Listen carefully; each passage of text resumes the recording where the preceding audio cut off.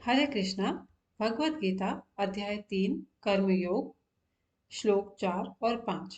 श्लोक 4।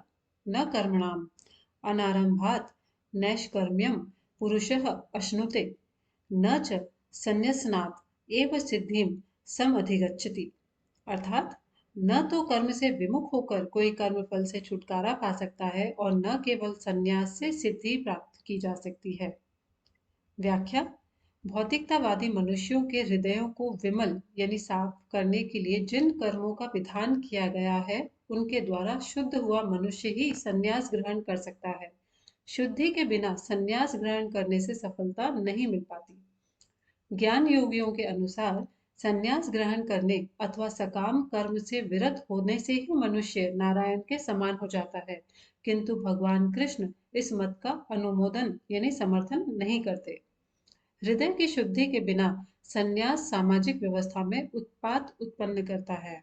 दूसरी ओर यदि कोई नियत कर्मों को न करके भी भगवान की दिव्य सेवा करता है तो वह उस मार्ग में जो कुछ भी उन्नति करता है उसे भगवान स्वीकार कर लेते हैं।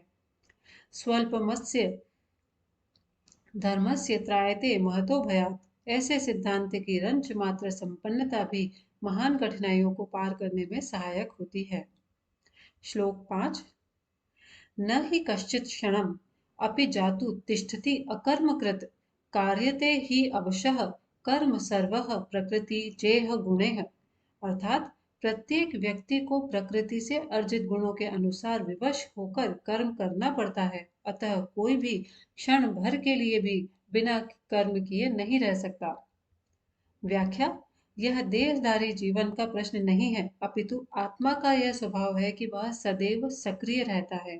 आत्मा की अनुपस्थिति में भौतिक शरीर हिल भी नहीं सकता।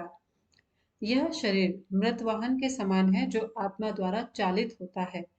क्योंकि आत्मा सदैव गतिशील रहता है और वह एक क्षण के लिए भी नहीं रुक सकता, अतः आत्मा को कृष्ण भावनामृत के सत्कर्म में प्रवृत्त रखना चाहिए, अन्यथा यह माया द्वारा शासित कार्यों में प्रवृत्त होता रहेगा। माया के संसर्ग में आकर आत्मा भौतिक गुण प्राप्त कर लेती है और आत्मा को ऐसे आकर्षणों से शुद्ध करने के लिए यह आवश्यक है कि शास्त्रों द्वारा आदिष्ट यानी आदेश दिए गए कर्मों में इसे संलग्न रखा जाए। किंतु यदि आत्मा कृष्ण भावनामृत के अपने स्वाभाविक कर्म में निरत रहता है तो वह जो भी करता है उसके लिए कल्याणप्रद होता है। श्रीमद् भागवत में इसकी पुष्टि हुई है।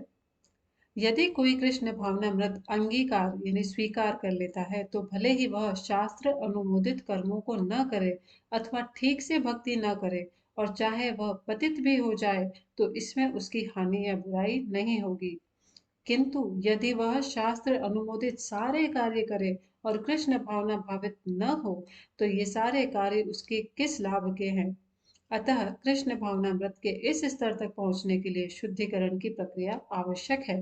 अतएव संन्यास या कोई भी शुद्धिकारी पद्धति कृष्ण भावनामृत के चरम लक्ष्य तक पहुंचने में सहायता देने के लिए है, क्योंकि उसके बिना सब कुछ व्यर्थ है।